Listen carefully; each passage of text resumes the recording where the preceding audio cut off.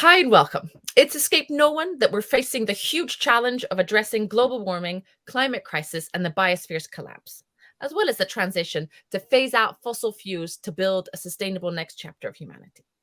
It's time to set a price on your emissions to catalyze change.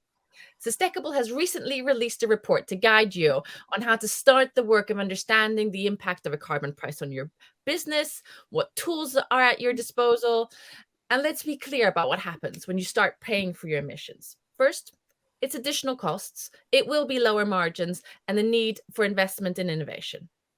But this is an important part of catalyzing change. And I'd like to welcome Johanna Fager, Wettergren, Head of Sustainable Finance at the Swedish Financial Supervisory Authority. And you're here to share us why is this important for Finansinspektionen and for the finance system at large. Thank you. Thank you very much for inviting me. So Finansinspektionen, as you know, is the Swedish Financial Supervisory Authority. So our role is to promote stability and efficiency in the financial system, as well as to ensure sustainability and effective consumer protection. So we have it in our overall mandate. So the question is really important. To reduce emissions, the price on emitting carbon needs to increase in most parts of the world, and we can be sure it will increase. And to be prepared and to better understand and manage the transition risks associated with future prices, Finansinspektionen advocates the firms to use internal carbon pricing and disclose information on this. And this is also in line with what is to be expected from coming regulations. And maybe I can come back to that in a while. But we do advocate this as we think the most important or the most efficient tool actually to achieve reaching the climate goals in the Paris Agreement is to increase the price of emissions, creating a global price on emissions. And we are not there yet, but firms using an internal price of emissions can be an important tool. So at an aggregate level, if an increasing number of firms introduce internal pricing on carbon emissions, this could lead to a necessary transition in the private sector. And this could also help increasing the support for required policy decisions to raise the price on emissions, and that is both locally and internationally. So that is like the from the society perspective, and then we see many reasons from a company's perspective and also from an investor's perspective. So all those three different Let's be clear. So an internal price on carbon is ahead of regulation, understanding your emissions and paying internally as if there was a real price on the market, so to speak. Exactly. And the devil's advocate for a second, that means, but Johanna, that means an extra cost. That means lower profits, lower margins. Why should I do this? Yes, as you say, there is a risk not doing this. I mean, having this in place will help the firm to take more informed decisions. It will inform the firm to, in a more accurate way, so to say, answer the questions of your company's real profit, growth, potential, and strategies, viability.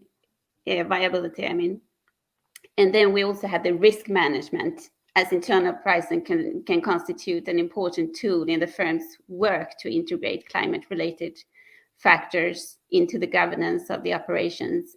So, I mean, not doing this will actually come with a loss.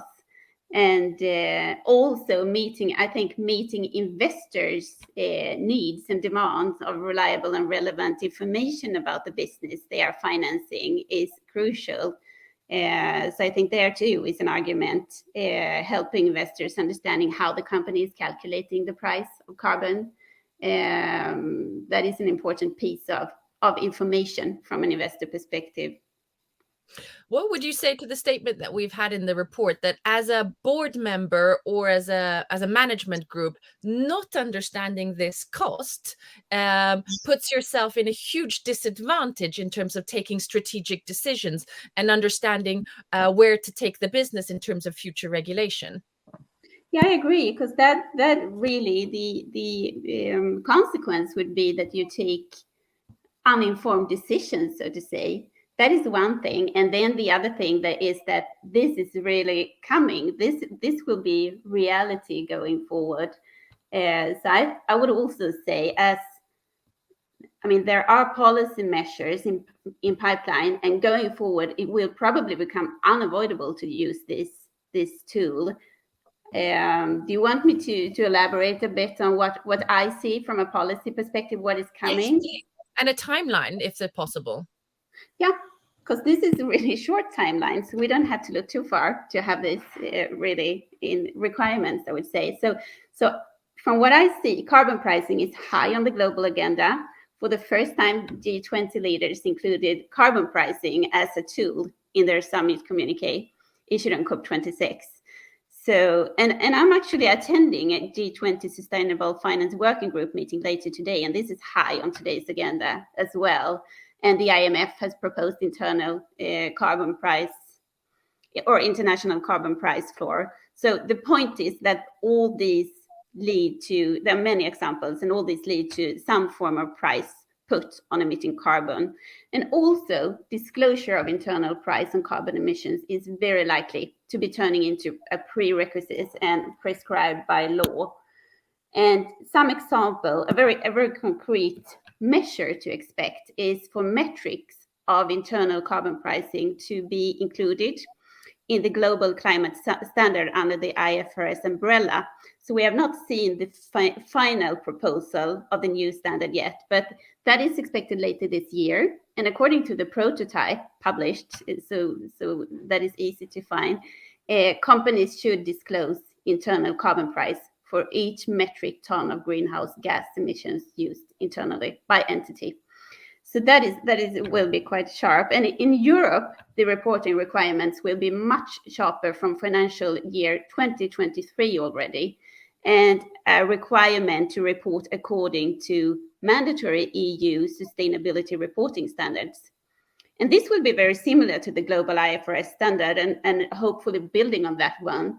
And according to this new EU standard as well, published recently, this will include disclosure of internal pricing of carbon. So from a firm's perspective, I would say it's better to build an understanding early than be forced by legislators and to be hit with unsustainable costs. Thank you, Johanna. I think the message is clear. There are no free lunches. We need to pay for the emissions that we have. First, we need to understand them, set an internal price, have a clear internal understanding of what that will do and impact your bottom line. Start reversing that ahead of compliance, because this is coming, and it's coming very soon. You can read our report, but there's also lots of great information on Finansinspektionen.se and Google internal price on carbon. Thank you, Johanna, and thank you for all your work. Thank you very much. Thank you.